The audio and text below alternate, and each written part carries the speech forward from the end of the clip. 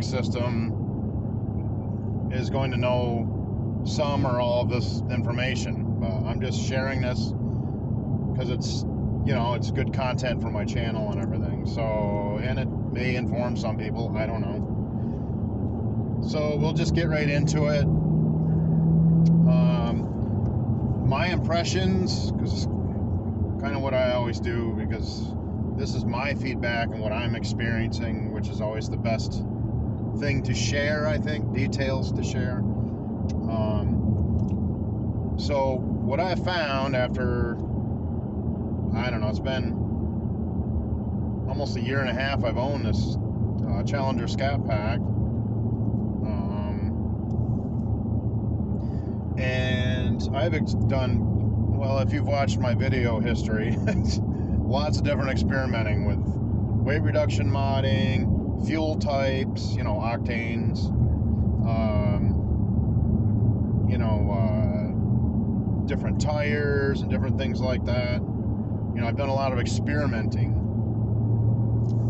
Just really for content for the channel, yes, but also for myself as a muscle car driver, to find my best performance, yet that balancing point between performance and, you know, everyday driving. So that's that fine line there, you know. It's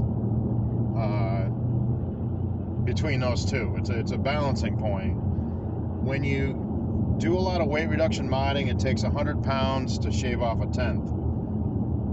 What I found was that I don't want to give up my interior comforts to do that. So do it with tires. That's my best opinion about that, is just do it with tires. I have explained this on other content videos with my Street Muscle Diaries, but I'll say it again, those who haven't seen my other videos. Yeah, just do it with tires. You know, if you have a dedicated race car, that's one thing. You know, strip the thing right out with all the seats, put a racing seat in it, and there you go. You know, that's going to get you down pretty darn close to the high 10-second range. You know, with the 392 stock tune, that is. But yeah, you need full drag radials, drag pack, weight reduction, and all that stuff to get into that high 10-second number.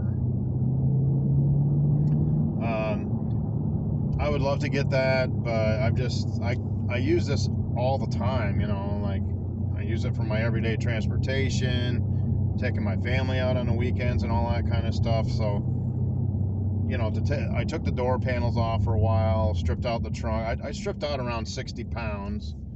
I've got to pay attention here. Got a garbage truck. And you know, I shaved off. I think I had, if you guys had watched the footage, there was like a little over a quarter of a tenth. You know, to take out all that stuff to just get a quarter of a tenth, to me, just isn't worth it. You know, it's when you can get 4/10 with just changing your tires. You know, a 4/10 reduction. So, anyways, on to the topic, which is custom mode setup. And what I found is transmission on track, paddle shifters off because I never use them, traction on street, steering on street. Now what that gives you is super soft comfort, you know, good riding smoothness, you know, comfort, and a nice smooth light steering. And I got looks like utility workers up here. Alright, so just go by here nice and easy.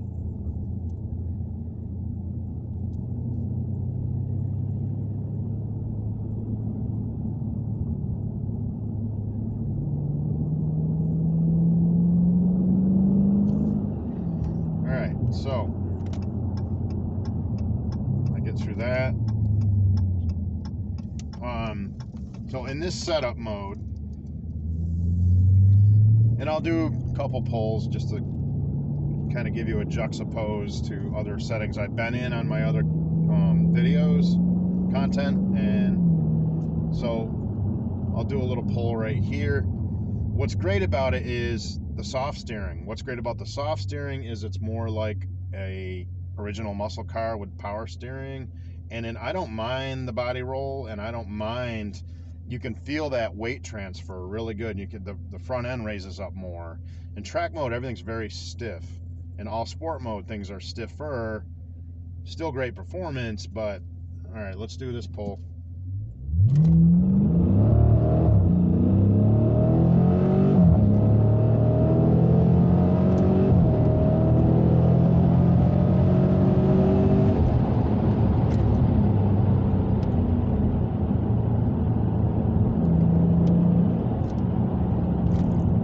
So, as you can see, that's a pretty good dead hook. I did spin a little bit, but that's a pretty good dead hook right there from that, from a dig. Even in street mode, you can still light them up. You got to be careful. I didn't quite get the tip in where I wanted it to be, you know, for maximum traction and launch.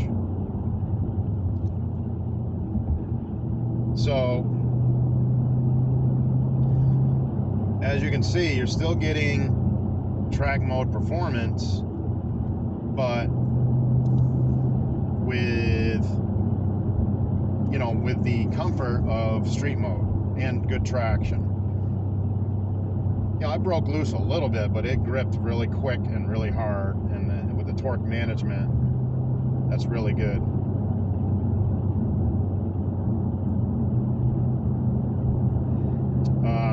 So yeah, those are my impressions. And another thing is the cornering. The cornering is really, actually, I don't mind. The feedback isn't as tight as track mode, obviously. When the steering's in track, you know, the feedback isn't as good.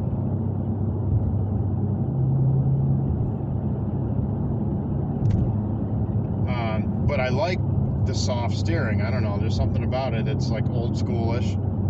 Everything in track mode is old schoolish, but I kind of like the soft, floaty type of steering, and it's very comfortable. Here's a small corner here, but see, it rolls a little bit. I don't have any twisties right here to show you all, but I did run it in some tight twisties out in the bay here, and it rolls a little bit, but it still bites good, holds your line good. It's just your feedback isn't going to be as tight as track mode or sport mode. That's all, when your steering is in street mode. But it's still there. It's not like I'm out of control or it's wandering or something, you know. So that's my impression of this custom mode setting. I really do like this one. As far as economy, don't even think about it. You're only going to get in the high 13s, so maybe low 14s, 15 if you just go real easy. That's max that I've had and driving in this mode. So let's just leave economy out of the discussion. So that's just not going to happen. You have to put everything in street or eco mode with everything in street to get your maximum miles per gallon. Let's face it, I'm not buying a muscle car to, you know, worry about miles per gallon. All right, we're getting some dirty roads and heavier traffic with farm equipment and everything, so there isn't really much more I'm gonna be able to do out here today, folks. Got utility workers out and farm workers and everything everywhere. So thanks for joining me. Another topic discussion. Did a little poll for you. You know, that's about the most you're gonna be able to get today. There's just too much stuff going on out here. So I will close you all out, and we'll catch you all on the next one.